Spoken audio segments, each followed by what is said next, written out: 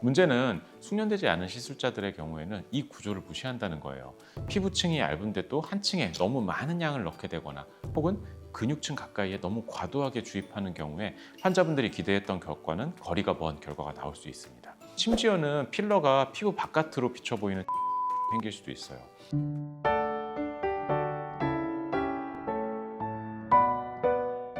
요즘은 필러가 무서워요 라는 이야기를 리얼하게 하시는 분들이 정말 많아요. 얼굴이 울퉁불퉁해지면 어떡하나요? 혹시나 필러가 퍼지거나 부작용 생기면 어떡하죠? 하는 그런 걱정 말이죠. 근데 재미있는 건 정작 그 두려움의 대부분은 시술 자체의 위험에서 오는 게 아니라 잘못된 정보와 기대의 불균형에 따라서 온다는 겁니다.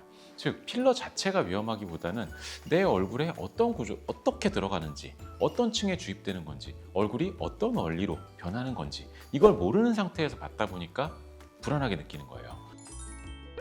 필러가 무섭게 느껴지는 이유, 그 첫 번째는 잘못된 기대치 때문입니다. 많은 분들이 필러를 얼굴을 바꾸는 시술이라고 생각을 하고 계세요.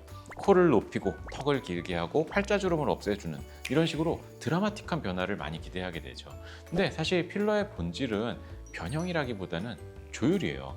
필러는 얼굴 자체를 새로 만드는 시술이 아닙니다. 기존 얼굴의 볼륨 밸런스를 다시 맞춰주는 시술이죠. 예를 들어서 코필러 한번 생각해 볼게요. 코를 높이겠다라는 목표만 두고서 접근하게 되면 쉽게 과하게 들어가게 될 수 있습니다.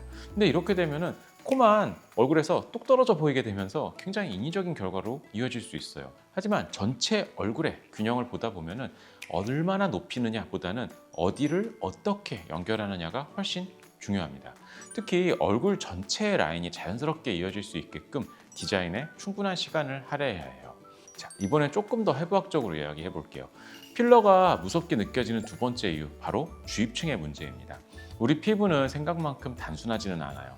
표피층, 진피층, 지방층, 근육층, 그리고 그 아래에 뼈까지. 필러는 이 여러 가지 층들 중에서 어느 층에 들어가느냐에 따라서 결과가 완전히 달라질 수 있어요. 문제는 숙련되지 않은 시술자들의 경우에는 이 구조를 무시한다는 거예요.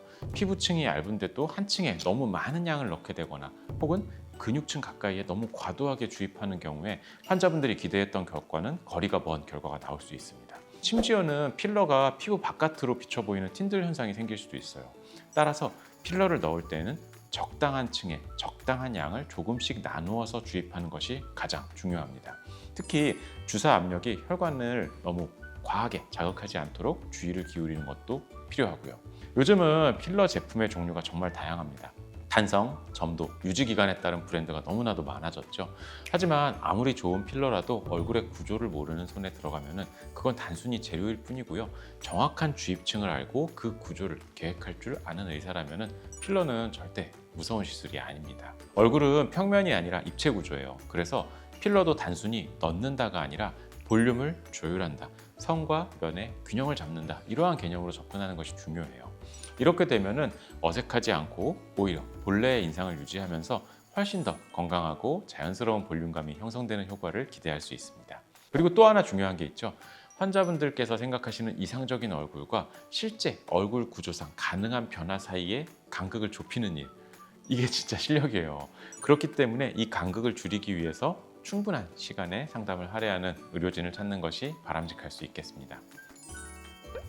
결국 안정적인 필러 시술이란 제품에서 결정되는 게 아니라 사람에 대한 이해에서 완성됩니다. 해부학적인 구조를 읽고 표정 근육의 움직임을 고려하고 그 위에 정확한 층과 양을 설계하는 것, 그게 가능한 의사라면 필러는 무서울 이유가 없습니다. 끝까지 시청해 주셔서 감사합니다.